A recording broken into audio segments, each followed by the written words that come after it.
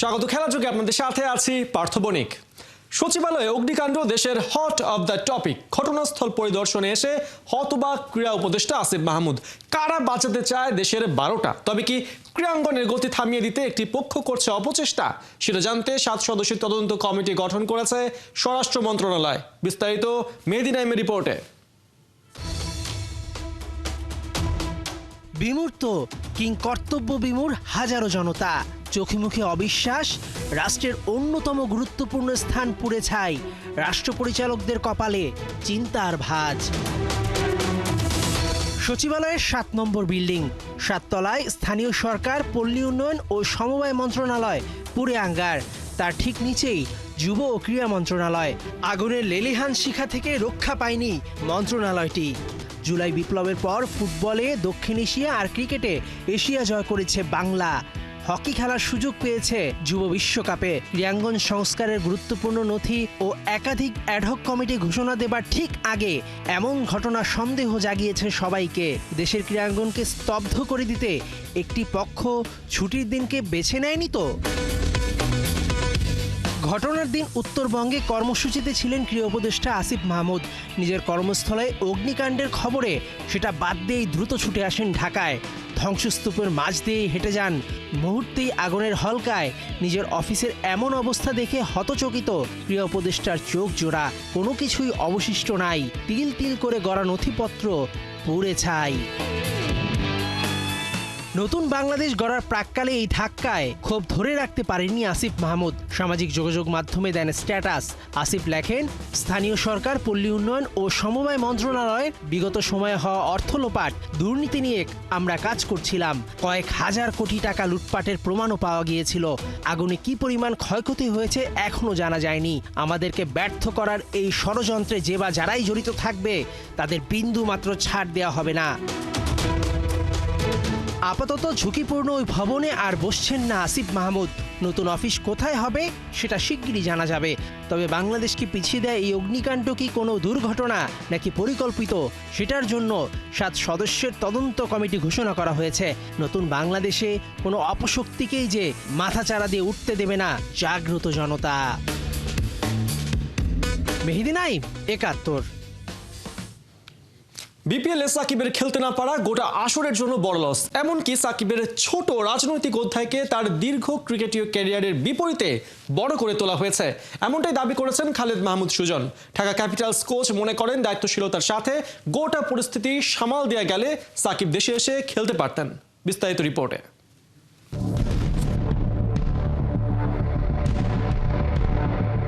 চলতি বছর মার্চ থেকে ডিসেম্বর 9 মাসে বিপিএল আর সাকিবকে নিয়ে নানা গুঞ্জন। চলচ্চিত্র সুপারস্টার শাকিব খানের প্রতিষ্ঠানে চুক্তিবদ্ধ সাকিব আল হাসান। তবে কি শাকিব খানের দল ঢাকা ক্যাপিটালসের হয়ে খেলবেন বাংলার নবাব? আমাদের টিমে আসলে কারা কারা এখন অন্তর্ভুক্ত হবে সেটা এই মুহূর্তে বলতে পারছি না। গেল বিপিএল এ রংপুর রাইডার্সকে নিয়ে গিয়েছিলেন কোয়ালিফায়ারে। তবে কি রংপুরই সাকিবকে ধরে রাখবে? ওনার স্টান্সের উপর ডিপেন্ড করবে যে আমরা ওনাকে রাখতে পারবো নাকি রাখতে পারবো।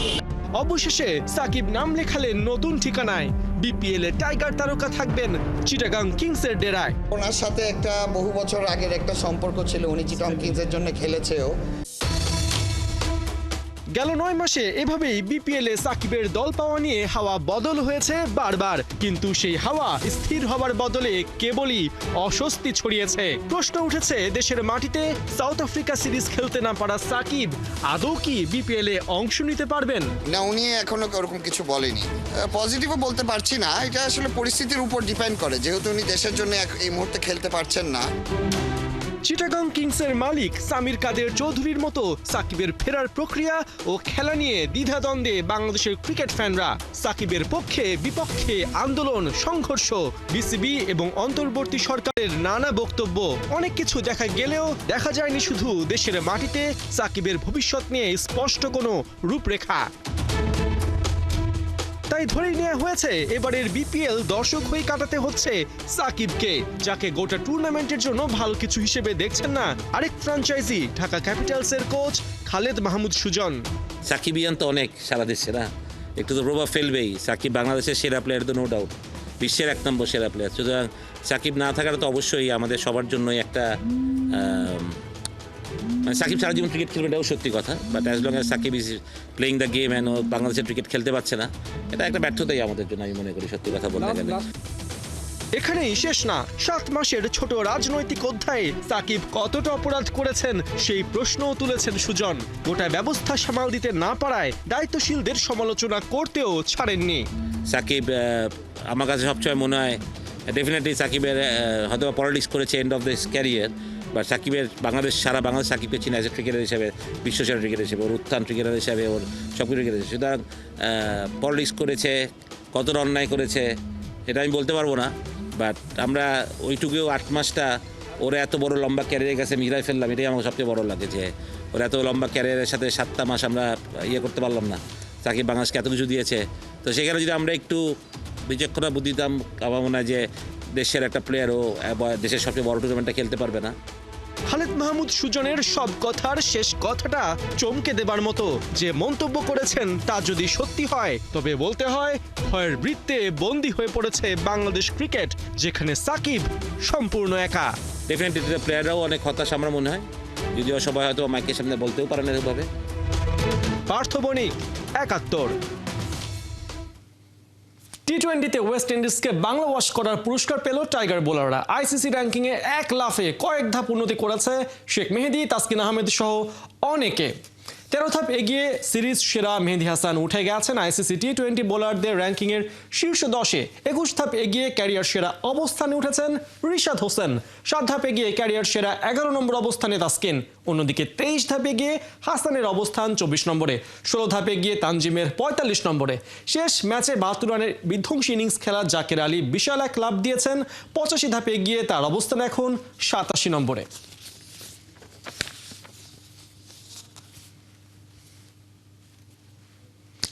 লে ঘিরেলে দুর্বার রাজশাহীকে এবার ঠেকায় কে? একের পর এক গেম চেঞ্জার নিয়ে হাজির টুর্নামেন্টের নবাগত ফ্র্যাঞ্চাইজিটি। পাকিস্তানের তারকা ব্যাটার মোহাম্মদ হারিসের পর এবার স্কোয়াডে যুক্ত হলেন রায়ান বার্ল। নিজেদের অফিসিয়াল ফেসবুক পেজে এই জিম্বাবুয়ান পাওয়ার হিটারের সাইনিং এর খবর নিশ্চিত করেছে রাজশাহী।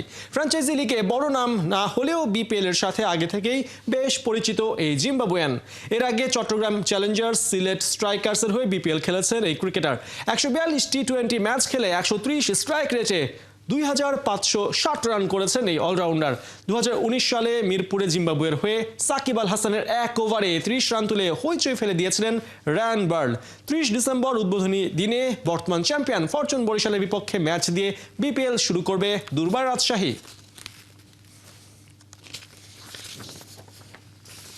আইপিএলে দল না পেয়ে পিএসএলে ছুটলেন মোস্তাফিজুর রহমান। ভারতে খেলতে না পারলেও খেলতে চান পাকিস্তানে, তাই তো পাক টুর্নামেন্টের ড্রাফটে নিজের নাম লেখালেন এই টাইগার পেসার। ফেসবুকে এক পোস্টের মাধ্যমে বিষয়টি নিশ্চিত করেছে পিএসএল কর্তৃপক্ষ। মাহমুদুল হাসান সজীবের রিপোর্ট। আইপিএলে দল পাননি তাতে কি, ফ্র্যাঞ্চাইজি লিগের তো আর অভাব নেই। তাই তো আইপিএল এর কাছাকাছি সময়ে অনুষ্ঠিত হতে যাওয়া পিএসএল এ নাম জমা দিলেন মোস্তাফিজুর রহমান। মুস্তাফিজ তো অটোমেটিক চয়েস যে কোনো টিমের জন্যই। নাহিদ রানা খুব হাইয়েস্ট পেমেন্টে হয়তোবা যে কোনো টিমই তাকে নিত, কারণ এই মুহূর্তে ওয়ার্ল্ডের ফাস্টেস্ট বোলারদের একজন সে। 9 ম্যাচে 14 উইকেট। চেন্নাই সুপার কিংসে গেল আসরে ফিস ছিলেন অন্যতম তুরুপের দাস। এবারের আইপিএলে হবেন অটো চয়েস, এমনটাই তো হওয়ার কথা ছিল। কিন্তু সবাইকে চমকে দেয় আইপিএল কর্তৃপক্ষ। নিলামে উঠলেও কেউ দলে নেয়ার আগ্রহটুকু দেখায়নি। অবিকৃত থেকে যান কাটার মাস্টার। কিন্তু তাতে কি আর দমিয়ে রাখা যাবে ফিজকে? নিশ্চয়ই না। থেমে থাকেননিও ফিজ। যে সময়টা আইপিএলে খেলতেন ওই কাছাকাছি সময় খেলতে পারেন পাকিস্তান সুপার লিগে। বুধবার পিএসএল এর অফিসিয়াল ফেসবুক পেজ নিশ্চিত করে ফিজের ড্রাফটে নাম দেওয়ার বিষয়টি।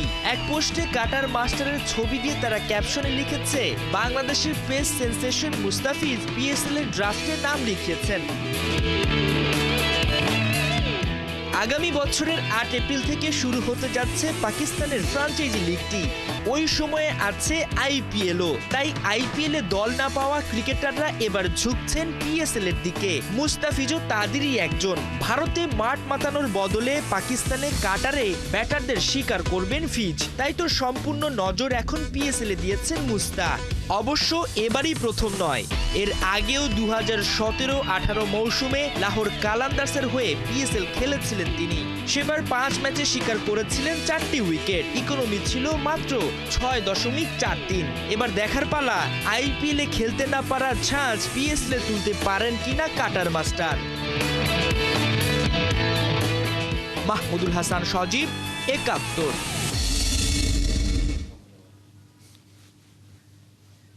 বক্সিং ডেতে যেন রেসলিং খেলতে চাইলেন বিরাট কোহলি। অস্ট্রেলিয়ার ইয়াং সেনসেশন স্যাম কনসাতাসকে ধাক্কা দিয়ে এবার শাস্তির মুখে পড়েছেন টিম ইন্ডিয়ার সাবেক অধিনায়ক। ম্যাচ ফি কাটা গেছে, পেয়েছেন ডিমেরিট পয়েন্টও। তবে নিজের হাঁটুর বয়সী ক্রিকেটারের সাথে এমন আচরণ করে মূল শাস্তিটা মিলেছে সমালোচকদের কাছ থেকে। রিকি পন্টিং থেকে রবি শাস্ত্রী সবাই তুলো ধুনো করেছে কোহলিকে। বিস্তারিত খালিদ জামিলের রিপোর্টে। ব্যাপারটার জন্য ভারত তৈরি ছিল না মোটেও।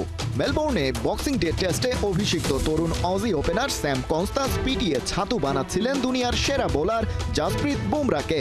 কেবল বুমরা না, অস্ট্রেলিয়ার ওপেনিং জোট উসমান খোয়াজা কনস্টাসের সামনে যেন ধার হারিয়ে ফেলেছিল পুরো ইন্ডিয়ান পেস অ্যাটাক। তাই তো প্রথম পার্টনারশিপ থেকেই চলে এলো 89 রান।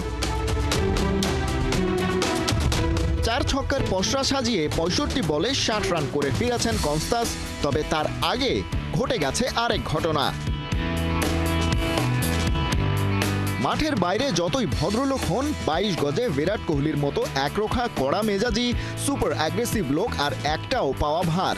ওপাশ থেকে আসা প্রেশার রিলিজ করার টেকনিক হিসেবে ভাবলেন 19 বছর বয়সী ছোকরা কনস্টাসকে একটু সবক শেখানো যাক। ওভারের ফাঁকে সাইড চেঞ্জের সময় মৌকা বুঝে কাঁধ বাঁধিয়ে দিলেন এক ধাক্কা। এরপর স্বাভাবিকভাবেই দুজনের উত্তপ্ত বাক্য বিনিময়। ঘটনাস্থলে কনস্টাসের পার্টনার উসমান খোয়াজা এসে পরিস্থিতি সামাল দেন। কথা আর আগে বাড়েনি তাই। তবে কোহলি যেটা করলেন ক্রিকেটের রুল বুকে সেটা সিরিয়াস অফেন্স হিসেবে বিবেচিত। আর তাই বিরাট কোহলির শাস্তি একরকম অবধারিতই। তবে তা কতটা বড় হবে তা নির্ভর করছে ম্যাচ রেফারির রিপোর্টের ওপর। আইসিসির কোড অফ কন্ডাক্টের 2.12 ধারায় আন্তর্জাতিক ম্যাচে কোনো ক্রিকেটার কিংবা supporter staff, umpire, match referee অথবা যে কোনো ব্যক্তি এমনকি দর্শকের সাথেও আপত্তিজনক শারীরিক সংস্পর্শের ব্যাপারে ব্যাখ্যা আছে।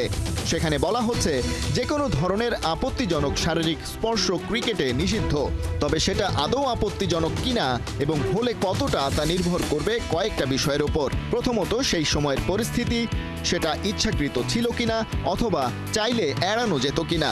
দ্বিতীয়ত শারীরিক স্পর্শে কতটা শক্তি প্রয়োগ ছিল। তৃতীয়ত যাকে স্পর্শ করা হয়েছে তিনি আঘাতপ্রাপ্ত কিংবা ইনজুর্ড হয়েছেন কিনা, হলে কতটা। এবং চতুর্থত যার সাথে ফিজিক্যাল কন্ট্যাক্ট হয়েছে ম্যাচে তার অবস্থান কি। এসব বিবেচনায় মেলবোর্ন টেস্টের ম্যাচ রেফারি অ্যান্ড্রু পাইক্রফট বিরাট কোহলির ব্যাপারে সিদ্ধান্ত নিয়েছেন। শুনানির পর অপরাধ প্রমাণিত হওয়ায় কোহলির ম্যাচ ফির 20% জরিমানা করা হয়েছে। মেলবোর্ন টেস্টের 10 নম্বর ওভার শেষের ওই ঘটনা ঘটেছে এমসিজির 90,000 দর্শকের সামনে। এই কাণ্ডে জরিমানার পাশাপাশি শাস্তি হিসেবে কোহলির নামের পাশে যুক্ত হয়েছে একটা ডিমেরিট পয়েন্টও। আইন বলছে 4 পয়েন্ট হলে সাসপেনশনে পড়বেন টিম ইন্ডিয়ার টপ অর্ডার এই ব্যাটার। চ্যানেল 7-এর কমেন্টেটর সাবেক অজি লিজেন্ড রিকি পন্টিং বলছেন পুরো পথটাই কোহলি নিজের ডান দিকে নজর রেখেই হেঁটে আসছিলেন। ধাক্কাটা যে ইচ্ছাকৃত ছিল তাতে কোনো সন্দেহই নেই। মন্তব্য করেছেন কোহলির স্বদেশী রবি শাস্ত্রীও। তার মত এটা অপ্রয়োজনীয় ছিল। সেখানে এমন একটা লাইন আছে যা কখনোই ওভার স্টেপ করা উচিত নয়। কোহলির মতো সিনিয়র ক্যাম্পেইনারের কাছ থেকে এমন আচরণ কি প্রত্যাশা করা যায়? অথচ কোহলিকে নিজের ওয়ান অফ দ্য আইকন মেনে এসেছেন Sam Konstas. Khalid Jamil, 71। BPL ফুটবলে শুক্রবার মাঠে নামছে 6 দল। কুমিল্লায় বেলা 2:30টায় টেবিল টপার মোহামেডানের প্রতিপক্ষ ফর্টিস, আর কিংস আরেনায় বিকেল 5:30টায় বসুন্ধরা কিংসের প্রতিপক্ষ ব্রাদার্স ইউনিয়ন। দেশের ফুটবলে চলছে Bengal black and white show. Premier league কি ফেডারেশন কাপ, সব জায়গায় সাদা কালোদের জয় জয়কার। শীর্ষস্থান পাকা করার মিশনে টেবিলের সাথে থাকা ফর্টিসের বিপক্ষে মাঠে নামছে আলফাজ আহমেদের শিষ্যরা। অন্যদিকে সব ধরনের ফুটবলে শেষ 4 ম্যাচে 3 হার, টানা 5 বারের লিগ চ্যাম্পিয়ন বসুন্ধরার। সবার চোখ কপালে একই হাল, জয়ের বৃত্তে ফিরতে ব্রাদার্স ইউনিয়নকে হারাতে চায় জিকো সোহেল রানারা। অপশন দুটি, হয় মেসি নয় নেইমার। নিজেকেই সরিয়ে ফেলার সিদ্ধান্ত নেন ব্রাজিলিয়ান সুপারস্টার। বন্ধু মেসির জন্যই বার্সেলোনা ছেড়েছিলেন নেইমার জুনিয়র। বার্সা ছাড়ার 7 বছর পর নেইমারের এই বিষয় নিয়ে কথা বলেছেন তার বাবা কাম এজেন্ট সিনিয়র নেইমার। কোহিনুর কণা রিপোর্ট। 2017 সাল কেঁপে উঠেছিল বিশ্ব ফুটবল। সব হিসেব নিকেশ শিখেই তুলে উলট পালট হয়ে গিয়েছিল পুরনো সব রেকর্ড। 222 মিলিয়ন ইউরো, টাকার হিসেবে 2118 কোটি 53,442 টাকা। বার্সা টু পিএসজি, নেইমারের এই জার্নি নাম লিখিয়েছিল ইতিহাসের পাতায়। চাইল্ডহুড ড্রিমকে সত্যি করতে রিয়ালের লোভনীয় অফার ছেড়ে নেইমার বেছে নিয়েছিলেন বার্সেলোনাকে। মেসি সুয়ারেজের সাথে যুক্ত হয়ে গড়ে তুলেছিলেন শক্তিশালী ট্রায়ো এমএসএন। ব্রাজিলিয়ান সুপারস্টারের সুযোগ ছিল এই ট্রায়োকে আরও অপ্রতিরোধ করার, অথচ কিনা ছাড়লেন ক্লাব। তাহলে কি ক্যারিয়ার নয়, বরং টাকার লোভ? নেইমারকে নিয়ে চারিদিকে শুরু হয়ে যায় এমন সমালোচনা। সেই ঘটনার কেটে গেছে 7 বছর। সেই নেইমার পিএসজি ছেড়ে পাড়ি দিয়েছেন সৌদি আরব। প্রশ্ন হতেই পারে, এত বছর পর আবারও কেন সেই আলোচনা? সম্প্রতি যথাযথ পডকাস্ট অনুষ্ঠানে অতিথি হয়ে এসেছিলেন নেইমারের বাবা। সেখানে উঠে আসে পুরনো সেই ঘটনা। নেইমারের বাবা কাম এজেন্ট সিনিয়র নেইমার জানান, টাকা নয়, বরং বন্ধু মেসির জন্যই নাকি ছেড়ে দিয়েছিলেন নিজের জায়গাটা। ক্লাব মেসির জায়গায় নেইমারকে চায়, কিন্তু তাতে সে রাজি নয়। তাই সে ক্লাব ছাড়ার সিদ্ধান্ত নেয়। সেটা যে কোনো জায়গা হতে পারে, কিন্তু আমি চেয়েছিলাম সে বার্সাতেই থাকুক। এরই মাঝে ফুটবলের দল বদলের বাজারে চাউর হয়েছে নতুন খবর। আবারও নাকি আসছে এমএসএন শো। আবারও জমবে মেসি নেইমার সুয়ারেজের চোখ ধাঁধানো পারফরম্যান্স। তবে সেটা বার্সায় নয়, ইন্টার মায়ামিতে। এর মধ্যে আমেরিকান ক্লাব মাতাচ্ছেন মেসি সুয়ারেজ। মেসির কারণে সুয়ারেজ বুস্কেটসরা পা রেখেছে এমএলএসে, যা সবশেষ সংযোজন মেসিদের ডাগ আউটে পা রেখেছেন হ্যাভিয়ার মাসচেরানো। এবারে কি তবে নেইমারের পালা? গুঞ্জনকে উস্কে দিতেই কিনা নেইমার কিন্তু এরই মধ্যে বাড়ি কিনেছেন মায়ামিতে, লিওনেল মেসির খুব কাছে। কোহিনুর কণা, 71। চলছে খেলাযোগ। সরাসরি সংবাদ অনুষ্ঠান দেখতে চোখ রাখুন 71-এর ফেসবুক পেজে এবং সাবস্ক্রাইব করুন 71-এর ইউটিউব চ্যানেল। 71-এর সাথেই থাকুন।